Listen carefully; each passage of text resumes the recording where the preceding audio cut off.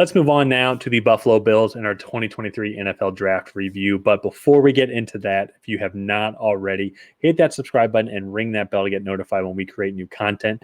Right tonight, we have a goal of getting to 2,000 subscribers by the start of the NFL season. So if you would like to see more Buffalo Bills content or AFC East content or just general NFL videos, be sure to subscribe. Help us reach our goals. The easiest way to help us out. And also you can get a lot more content. And Ryan, with that being said, let's get on to the Bills draft here. Let's do it. The Bills, I think they had a good draft, and this is the draft I think that they needed to maybe help kind of change the momentum. Because I don't know about you, and I'm curious what Bills fans thought, but it felt like they started to kind of lose their grasp as the second best team or top best team, depending on who you're talking to, in the AFC. I feel like they're starting to lose that. I feel like a lot of teams are either catching up or passing them. And a lot of it was around the offensive line and then getting a second weapon for Stefon Diggs, essentially. And I say let's just get right into it. I like the Dalton Kincaid pick. I think he can kind of be – I mean, Travis Kelce's not like a fair comparison, but I think he can be more like that receiving tight end that they're looking for, this big receiver that can run up the middle, has a wide radius. And it's just I think he's going to be better than Dawson Knox, more of a threat than Dawson Knox. To me, Dawson Knox is more of like the traditional wide tight end that is going to line up in line. He's more of a nasty blocker, whereas Dalton Kincaid is not that. To me, he's a big slot receiver, and I think he's really going to pay a lot of dividends in the red zone for them. Not that they were bad in the red zone, but just anytime you can, when you're inside the 20s, if you can convert even just a few more field goals to touchdowns, that's really going to help out your offense. And I really like that pick. I thought he was going to go in the mid-teens to the Packers, but they decided to go with Lucas Van Ness, and I did not like that pick. If you have not seen that video, go check it out where we talk about that draft. But I think Dalton Kincaid, fantastic talent. Again, thought he was going top 20. Makes it here to 25. The Bills trade up for him. Yeah, and I think that's a solid pick. It's funny you say that about the red zone because actually it's like he's going to help out a bunch of the red zone. If I remember correctly, like didn't Allen have like multiple red zone interceptions or something like that? Like where he's trying to force these throws. Actually, he did. And I was thinking about it, and it's like, I mean, Dawson Knox is big, but I feel like Kincaid is just maybe a little bit bigger. I'd have to go look at Dawson Knox stats, but I think you're right. I think he'll just be a bigger target, and he more easily could get open. So, hopefully help out a lot for them scoring touchdowns instead of kicking field goals or having turnovers. I really like their next pick, O'Cyrus Torrence. Yeah, that's solid. If we've been doing this channel now for over 2 years, and so if there's one thing we've preached a bunch about these Bills videos is they struggle to run the ball like on set running plays. Yeah. And I think O'Cyrus Torrence is this big body guy that they can put at either right or left guard and help open up some holes, not only protect Josh Allen, but the backfield, whether it be James Cook, Damian Harris, can just help them run the ball because they just need to establish some sort of running game, and then that's going to open up the pass game even more. I think teams can sit back and be like, we can only rush 4, knowing that we're going to stop the run no matter what because they just can't get any leverage, it seems, pushing downfield. So I like that pick a lot. Yeah, no, I think that's really good value. He was my interior offensive lineman number 1, actually. So I had him with a late first-round grade, but a first-round grade nonetheless. And I think to get him here at 59 is tremendous value. And then I actually like their next pick as well. So they lost Tremaine Edmonds in free agency, and they didn't really do a whole lot to replace him. But one of the things that Tremaine Edmonds did, especially in his last year, was drop back into coverage, and that's what Dorian Williams, the linebacker, is going to do for them. He's going to be their coverage linebacker. He's a little bit smaller than Tremaine Edmonds was.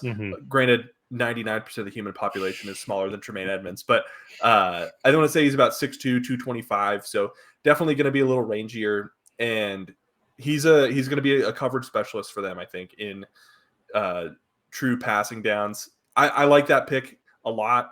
I think he's going to be a rotational player for day 1. So I think coming out of day 2 for the Bills, you have 3 guys that are going to come in and either start or be a rotational contributor to your team already. And then in round 5, I am not a fan of Justin Shorter. To me, he's just kind of awkward. He's not a true natural athlete. And I just wasn't a huge fan of him. I thought he would go undrafted.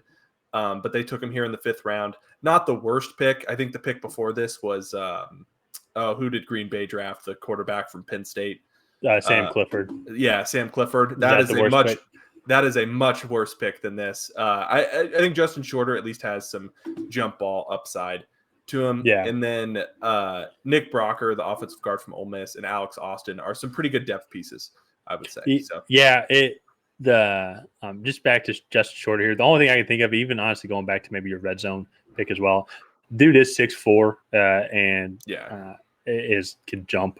So kind of going back to your Dalton Kincaid helping out with the red zone. I think he's just something different than because Stefon Diggs is the speedy, do-it-all type receiver, but he's a little bit small. He's obviously smaller than 6'4". So I think it's just something different than what they normally have. And I'm not sure how tall Gabe Davis is, but I think he's probably about the same height as Stefon Diggs, around that 6 foot range, 6'1". I want to say he's like 6'2", 6'1". Yeah. So I like he's 6 foot. The versatility. Oh, did you look it up? Yes, Diggs is 6 foot.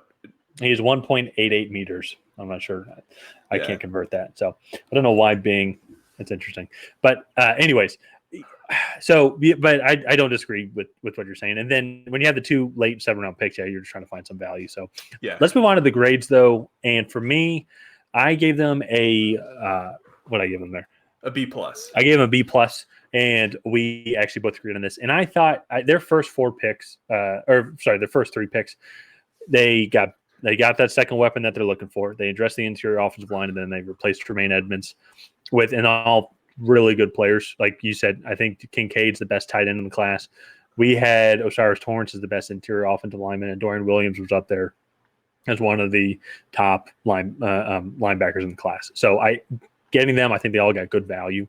And I think that this helped turn some things around for this team to help kind of stop this sinking ship a little bit, maybe, of the Bills being a little more vulnerable in the AFC. And I think that all those guys are going to be able to come in and contribute day one. Yeah, no, I agree with you. I gave them the B plus as well. I think you look at what they really struggled with. Gabe Davis didn't take that leap that they had hoped in 2022. And Isaiah McKenzie took multiple steps back and is actually no longer with the team. And I think they definitely wanted to get more physical. You look at bring in James Cook, and then I think did they send Zach Moss in the trade? Yeah, and then they got Naheem Hines back. Okay, and so I think they're gonna definitely be running a few more traditional like run set plays. Then I think you can build play action off that. And that's where I think Dalton Kincaid, Stefon Diggs, and Gabe Davis could really start to do some damage, is if you can build off set run plays and build into play action and things like that. So if this team, like if they can establish a running game, I mean, this offense could take off. Like it really, could turn into the offense what it was when like they from a few years ago. And that's where I think the Brian Dable leaving, that's why I think we saw an effect last year. And so maybe there was just a new system a little bit. And so maybe that's where there were some changes where they then had to adjust. So it just felt like in the second half of that season, they just really struggled. And they did have some offensive line issues. And so they addressed the offensive line with Osiris Torrance. So it's NFL is more fun to watch when the Bills are playing really well. They're a fun team to watch. I like watching Josh Allen. Him and Mahomes are both just so fun to watch because it's so unpredictable. They will do anything just to gain that extra yard. And it's really respectable and fun to watch. It's great TV, so to say. So I want to see them do well. And with how good the AFC is getting right now, like they need to turn it around real quick because like I think – and I'm not saying Jacksonville can go farther than the Bills, but I'm saying it is a lot closer than what it was at the beginning of the season. I think the Bengals have stepped in front of the Bills. A lot of other teams, I mean, the Chargers are creeping up. A lot of other teams, I think, are right there to potentially. Now, I didn't even mention the AFC, like other AFC North teams. I think the Steelers and Ravens and maybe even the Browns could go far. I think you might even be stepping out of the division where I think you look, the Jets added Aaron Rodgers. That's true. Yeah. The Jets gave the Bills, I think they beat them in both games last year. And then the Patriots, barring 2 kickoff returns for touchdowns, probably beat them in week 18. the way that the Bills were playing there. And then the Dolphins gave them a lot of fits as well. And so like you look inside the division, they really needed to do something to kind of turn the tide of the trend that they were going down. And I think this draft did a pretty good job of that. Well, and you know what? You go into the Osiris Torrance pick, you know what all three of those teams have? Great defensive lines. Yeah. And so and that is exactly like they'd really been struggling with that. So if they can establish that run, which hopefully that's what they can do now with Osiris Torrance, and like they can just get better at it. Have to push those linebackers back, which then they're going to open things up a little bit more underneath. So yeah. But I think all in all, the Bills' outlook in 2023, they're probably still my favorite to win the division. However, it's not like last year where I look at it and I'm like, okay, well, the Jets still have Zach Wilson. Tua is an unproven commodity, and the Patriots have Matt Patricia calling plays for them. It's not like that. The Patriots have a legitimate offensive coordinator now. That defense is only getting better. You look at the Dolphins, they added Jalen Ramsey.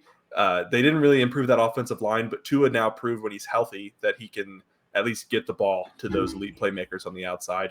And then the Jets are probably the most improved team in the entire NFL just by bringing in Aaron Rodgers. So this division is super, super close. It's very close. Through and through. So I'm really excited to see what it looks like. But let's go ahead and wrap up the Bills draft recap there. If you guys have not already, please go ahead and like and subscribe, and leave a comment down below on what you thought of this Bills draft. Did you like it? Did you hate it? Let us know down below. And other than that, we will see you guys next time.